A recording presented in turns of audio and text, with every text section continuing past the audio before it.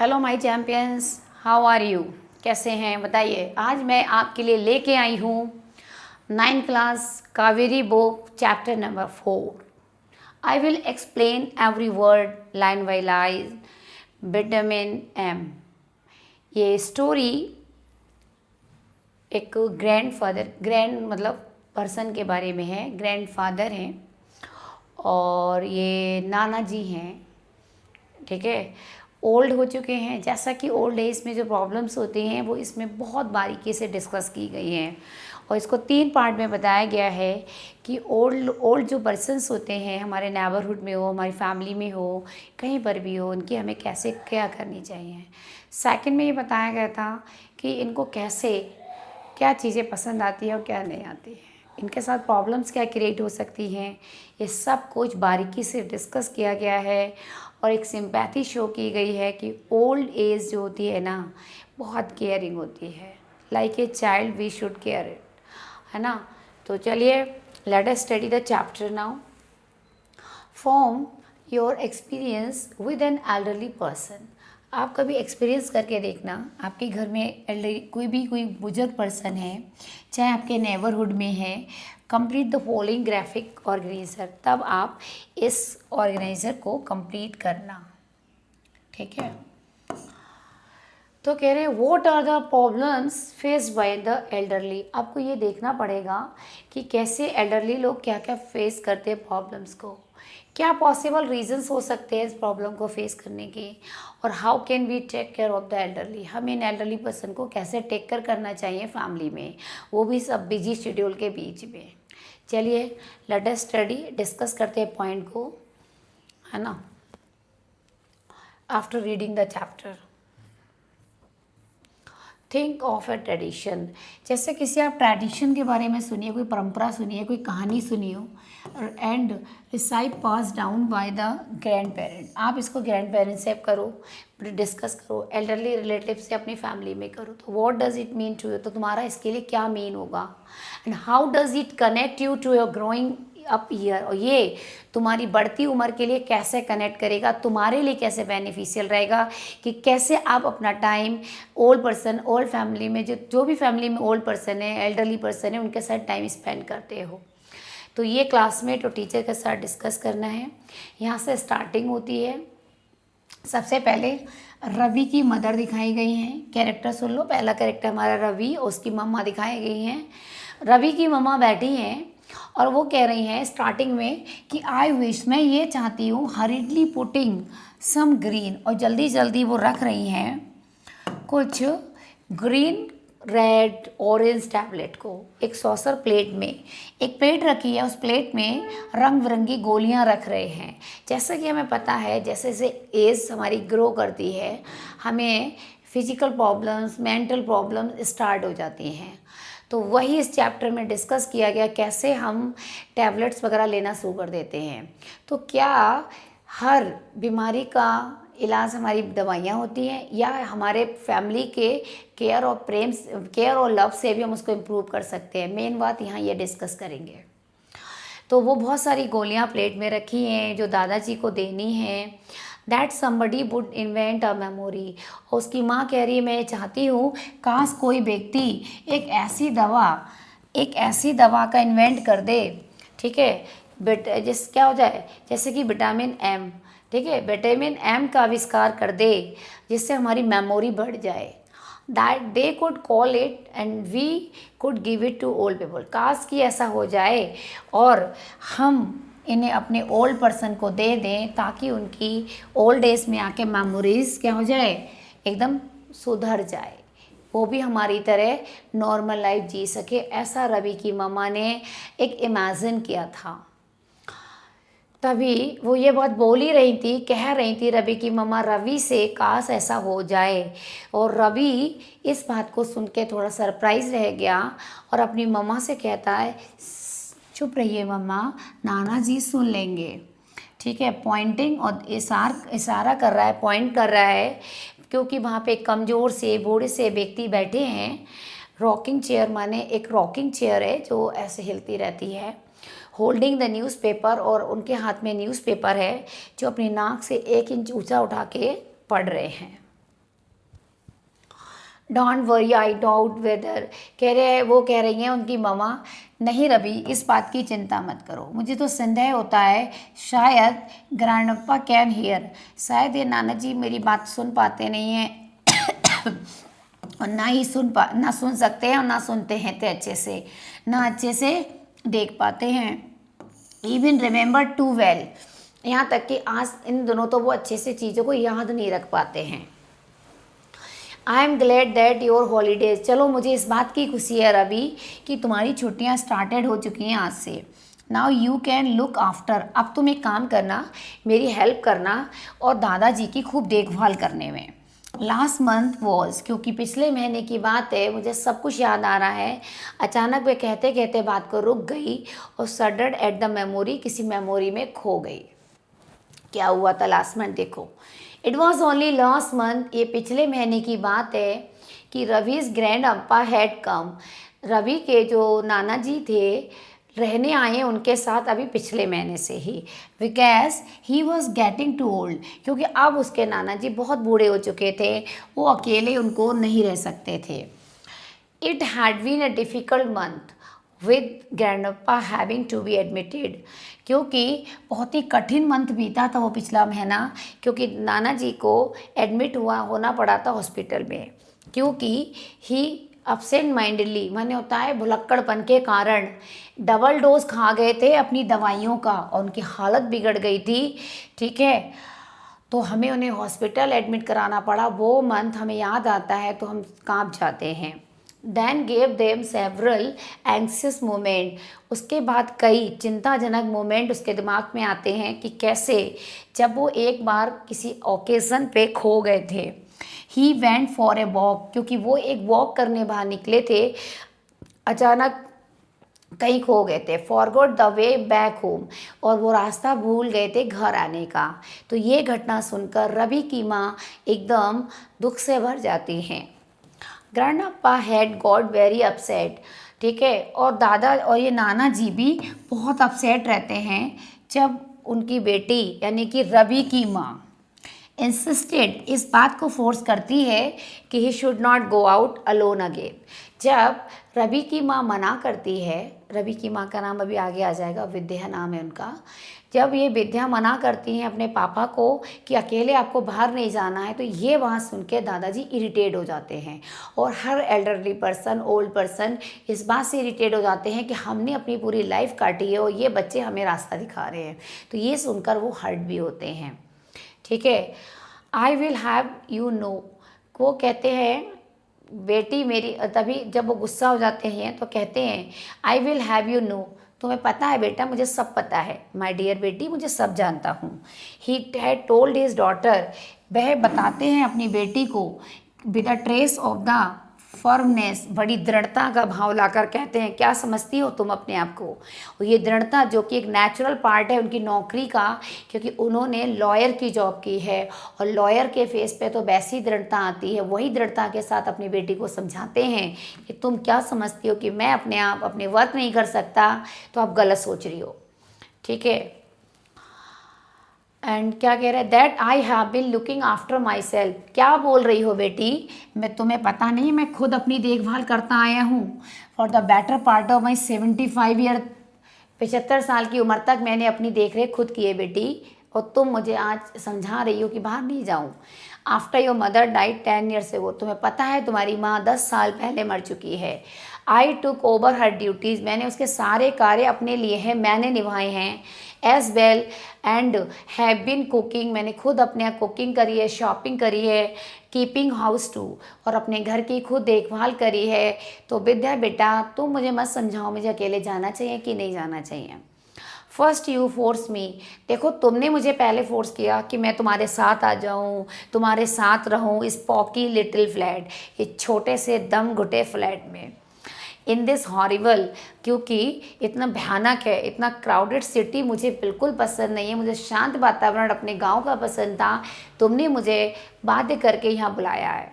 Then you think, अब तुम ये सोचती हो कि बुला क्या लिया कि यू हैव द राइट, कि तुम्हें तो बस अधिकार मिल गया, अब मुझे फॉरबिड मना करोगी मेरी मर्जी से बाहर जाने से, ऐसा नहीं कर सकती तुम। Grand Appa hated the noise, क्योंकि दादाजी को शोरागुल लाइफ बिल्कुल पसंद नहीं थी, शोर शराबा बिल्कुल पसंद नहीं थी। And Bansal of city life, और सिटी लाइफ की बसल माने होता है बिज़ी, जो शहर के लोग इतने बिज़ी रहते हैं, भागम भाग वाला जीवन जीते हैं, कहीं पर भी उन्हें सुकून नहीं होता, ऐसा जीवन दादाजी को पसंद नहीं था। नाना जी, दादाजी, कुछ भी कह लो।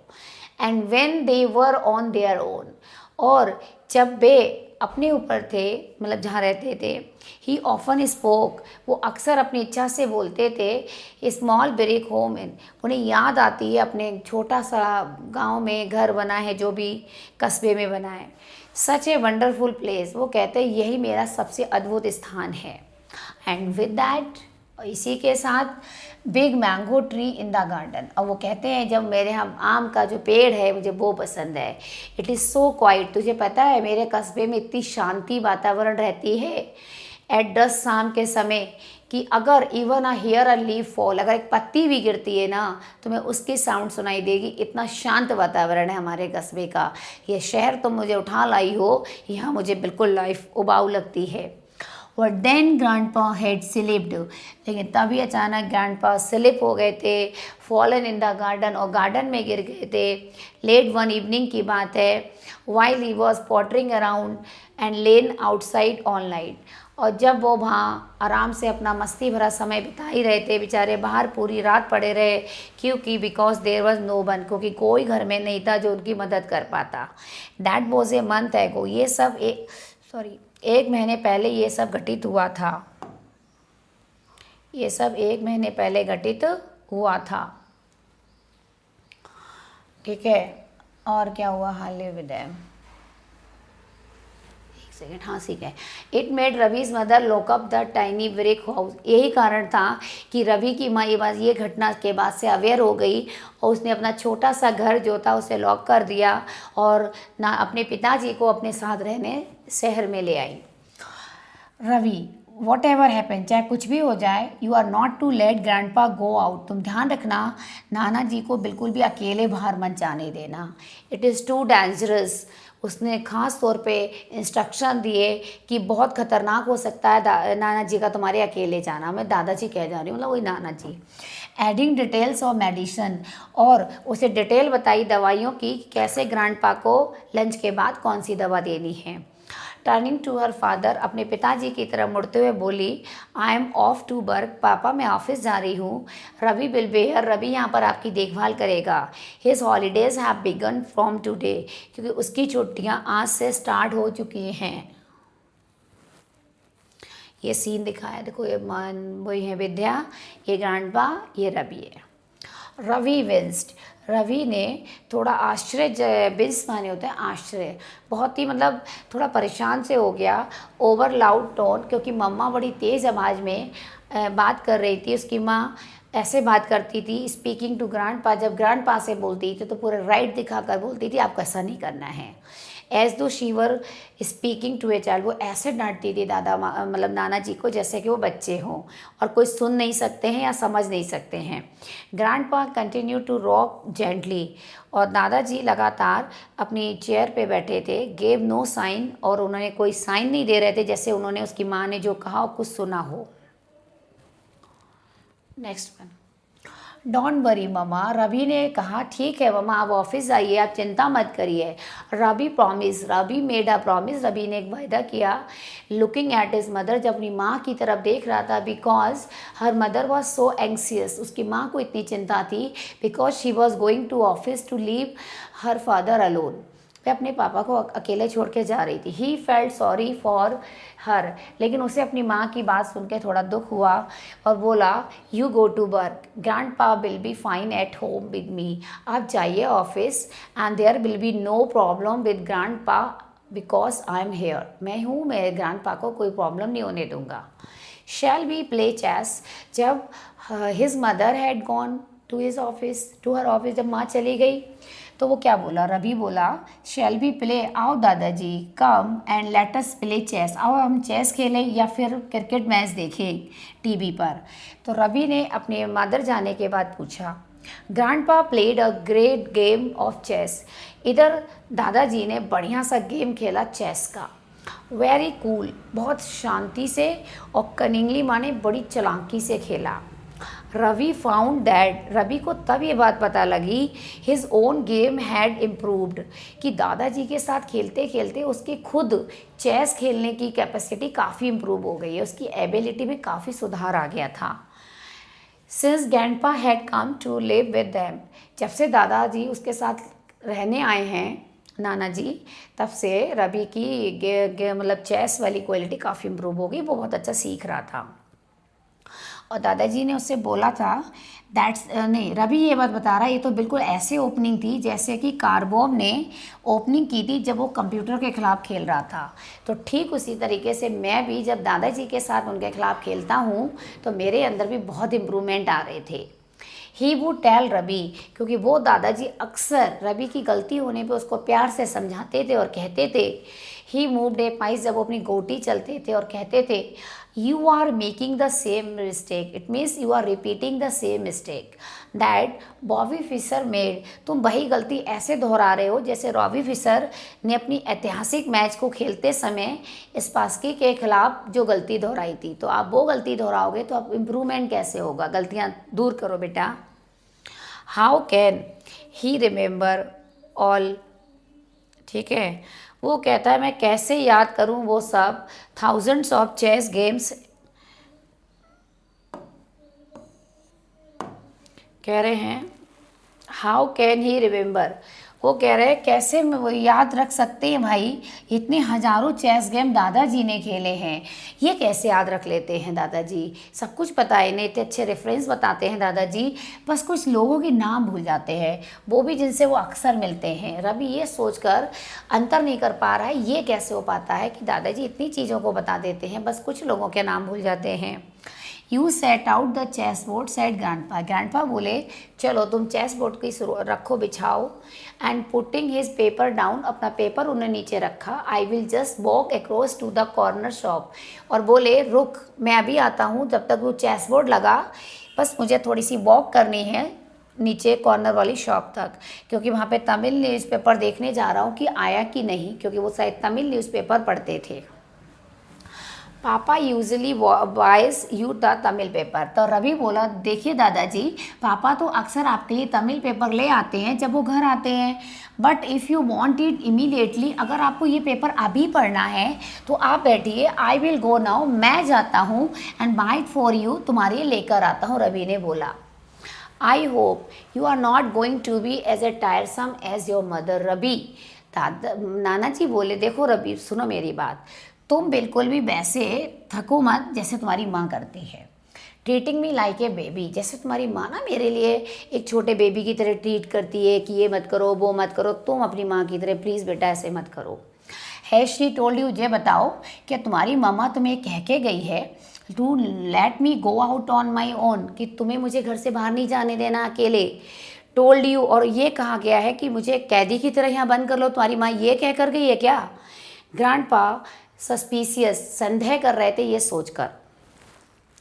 रवि फेल्ट गिल्टी, रवि को अपने ऊपर बहुत ही गिल्टी फील हुआ एक क्षण के लिए, तभी उसने तुरंत बड़ी वफादारी से आंसर देते हुए बोला ऑफ कोर्स नॉट ग्रैंडपा, नहीं नाना जी ऐसी बिल्कुल कोई बात नहीं, मामा ने ऐसा मुझसे कुछ भी नहीं कहा है, mama would never treat you like a baby, और नाना जी मामा ये कभी नहीं आपको बेबी की तरह ट्रीट करती है या कैदी की तरह करना चाहती हैं।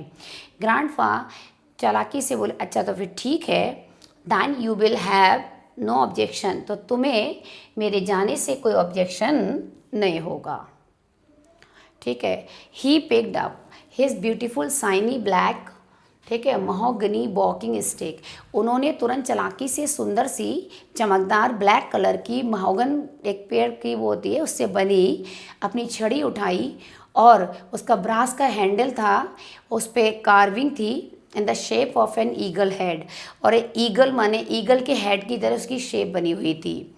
Put on is bright yellow cap, और ऊपर अपनी येलो कलर की कैप पहनी और बोले I will be back home before you can setup, चल तू अपना सेटअप लगा बोर्ड पे, मैं तब तक वापस आ जाऊंगा रवि। ऑफ ही बैंड, और जैसे वो गए ट्विलिंग इज वॉकिंग स्टिक, अपनी छड़ी को घुमाते हुए ठीक है। एंड जाउंटली माने होता है खुशी और कॉन्फिडेंट से गए, बहुत खुश होकर कॉन्फिडेंट से रवि को छोड़कर, डेलिमा माने दुविधा में छोड़ के चल दिए, क्यों रवि परेशान हो रहा है कि दादाजी के साथ कुछ प्रॉब्लम आ गई तो बड़ी दिक्कत होगी। His grandfather would feel hurt, और अगर वो नहीं जाने देगा तो नाना जी को फील होगा, हर्ट फील होगा। यदि उसने जोर किया अकम्पनिंग हिम कि मैं साथ में चलूं, his mother would be furious, और उसकी दूसरी दुविधा ये है अगर वो दादाजी को जाने देगा तो मम्मा बहुत नाराज़ होंगी, फ्यूरियस नाराज़ हो जाएंगी जब उन्हें पता चलेगा रवि ने दादाजी को अकेले जाना दिया। इसलिए रवि बेचारा दुविधा में आ गया। He heard the elevator door, तभी उसने एलिवेटर डोर की आवाज़ सुनाई दी कि ग्रैंडपा नीचे चले गए हैं उसको बंद करके। Ravi decided he would follow, Ravi ने अब ये निर्णय लिया चाहे कुछ हो जाए मैं नाना जी को अकेले नहीं जाने दूंगा, और वो सीक्रेटली उनके पीछे पीछे जाके देखेगा, सेफ डिस्टेंस थोड़ा दूरी से देखता रहेगा, ये श्योर करने के लिए कहीं उनको कोई परेशानी तो नहीं आ रही है। तो दिस इज़ द पार्ट 1, ये आपका पार्ट 1 कंप्लीट हुआ। वेट करिए, सेकंड पार्ट हम जल्दी लेकर आएंगे। तब तक आप वीडियो को लाइक शेयर सब्सक्राइब कीजिए और इन क्वेश्चंस को सॉल्व करने की कोशिश कीजिए कि ग्रैंडपा क्यों शहरी लाइफ को पसंद नहीं करते थे अपनी बेटी के साथ रहने को, क्योंकि उन्होंने बताया इट वॉज टू नॉइजी, ये बहुत शोरगुल भरा है, and here life is very busy, everyone is running after name and fame, people have no time to stay and look back. So grandpa disliked living in the city with his daughter. Why did Vidya not want her father? Because Vidya loved and cared too much for her father. She did not like to hurt anything. Was Ravi in favour, Ravi क्या favour में था कि जिस तरीके से grandpa को वो करती हैं चाइल्ड की तरह? No, Ravi was not favour that his mother would treat grandpa like a child. वो इस फेवर में बिल्कुल नहीं है कि दादी माँ वो नाना जी को उसकी माँ ऐसे ट्रीट करे बच्चे की तरह, ठीक है, क्योंकि उसने कहा था वो एम्बेरेसिंग फील करता है जब माँ कह के जाती है कि दादाजी का ध्यान रखना। क्या रवि अपना वायदा पूरा कर पाया था? ठीक है, यस, रवि ने अपना वायदा पूरा किया है, क्योंकि उसने दादाजी को अकेले जाने तो दिया, लेकिन उसने सीक्रेटली डिसाइड किया है कि वो उनको पीछे पीछे देखेगा, कोई प्रॉब्लम तो नहीं आ रही है। तो ये था बेटा आपका पार्ट 1। मिलते हैं नेक्स्ट वीडियो में सेकंड पार्ट के साथ, तब तक के लिए बाय बाय।